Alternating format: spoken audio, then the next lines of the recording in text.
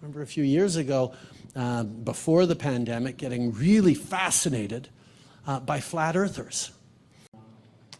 I got fascinated with the idea of flat earthers.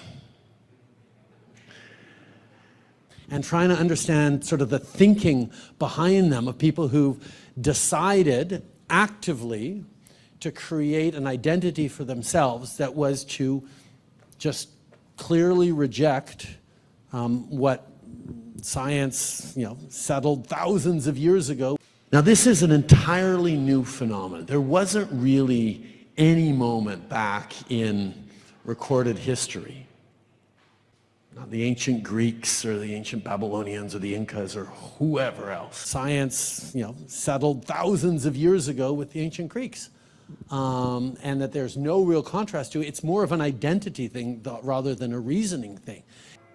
And Christopher Columbus, they knew the earth was round. There was no danger he was going to fall off the edge of the world. That wasn't what people worried about when he was setting off to discover the Americas or discover a shortcut to India.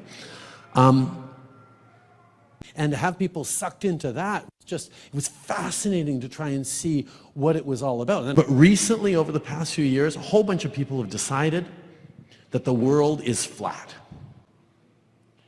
And of course, we went on to understand the phenomenon of anti-vaxxers and anti-science and anti-skeptics, and this rise in these echo chambers that are validating this kind of thinking in ways that have real consequences.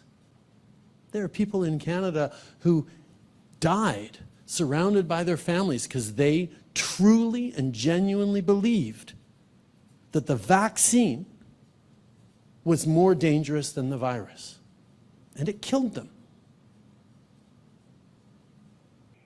Now, everything we know about science, from the people we've sent to the moon, to the photos we've taken from space, to how we explain day versus night and seasons, we know that the earth is round.